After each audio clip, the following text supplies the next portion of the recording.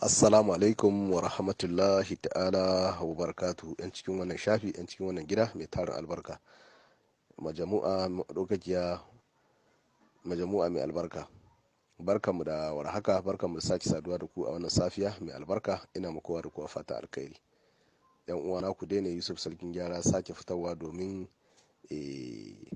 ƙarin taimako a bisa kan dukkan abin da ke damun bayan Allah, bisa kan sihiri ko baki ko kambun baka ko kulli ko turbuda ko ture na iska ko hau ko hawa'i ko kuma duka abin da ya danganci daga irin haka da 'yan uwanmu suke ima 'yan uwanmu musulmi.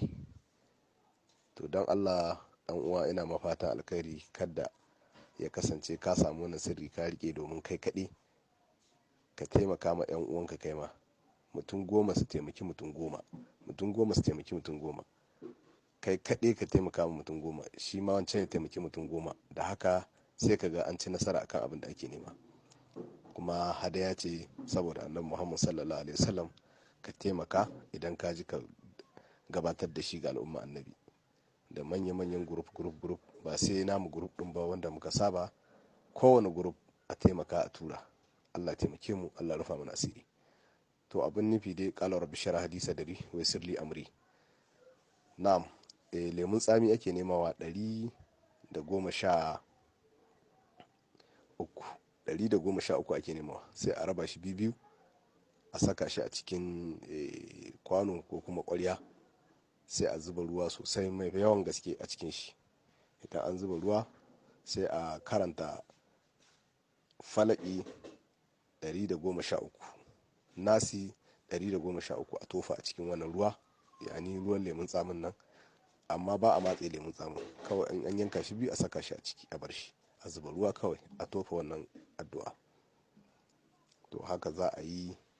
Bawan Allah, ka ɗebi ruwan nan kaɗan da daddare idan za ka kwanta, ka je ka yi kamar wanka a guri mai kyau, ko kuma ka shafe jikinka a guri mai kyau, ka je ka kwanta.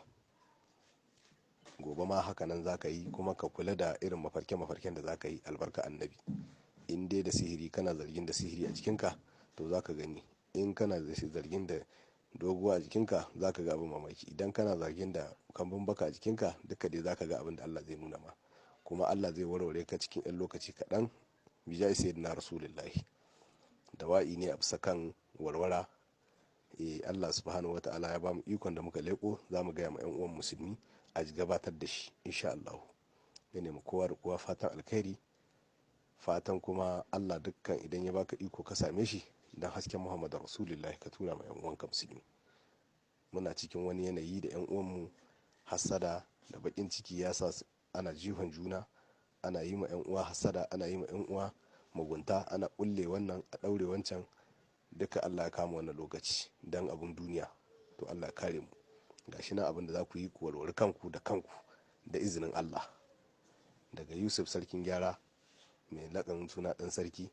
Lamba ita ce dai mai neman ƙarin bayani 96 58 13 77, ita ce 96 58 13 77. Ina ma kowa da kowa fatan alkhairi, fatan kuma an mori da wannan sirri mai albarka lafiya.